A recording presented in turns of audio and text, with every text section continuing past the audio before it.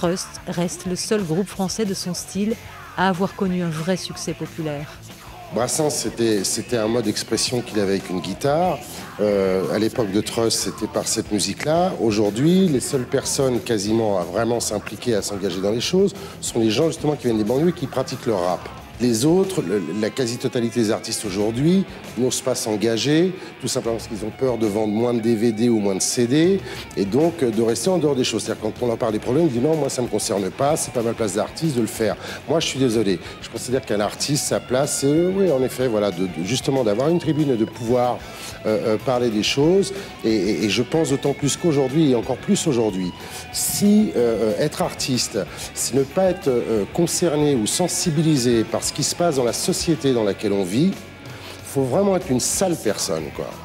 35 ans après sa sortie, le titre Antisocial passe toujours en radio et son texte est aujourd'hui devenu plus que visionnaire. Il y a peut-être un côté visionnaire, j'en sais rien. Mais en tout cas, il y a des choses qui, malheureusement, sont encore fortement d'actualité. Voilà, c'est comme ça.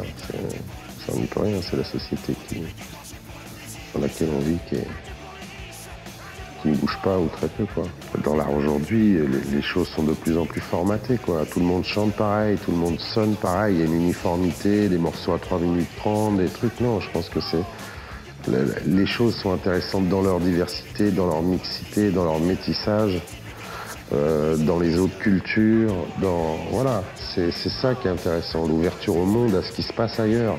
Comment sont les autres, comment pensent les autres, comment vivent les autres. Ça, c'est intéressant. Il y a comme ça qu'on peut s'enrichir, avancer, construire.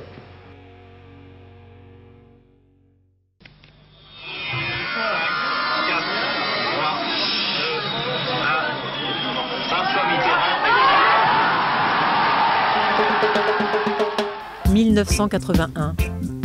On assiste à l'arrivée de la gauche socialiste au pouvoir exécutif avec l'élection de François Mitterrand. Suivront très vite l'abolition de la peine de mort, la libération de la femme et la création des radios libres.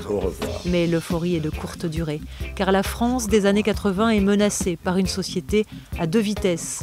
L'une profitant largement de la consommation grâce à un emploi, et l'autre exclue et assistée. Alors que sa jeunesse semble privée de tout horizon et que le sida fait des ravages, elle observe impuissante l'éclosion de la nouvelle pauvreté. C'est bien que ça c'est illégal. C'est illégal, oui. C'est illégal. Je vais le faire si on fait un tour.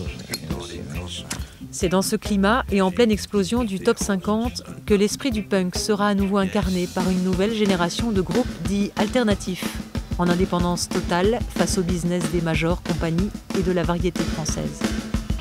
Tant que nous continuerons, nous serons les maîtres du monde. Parce que nous sommes les révoltés du bloc B. L'un d'entre eux s'appelle OTH et est originaire de Montpellier.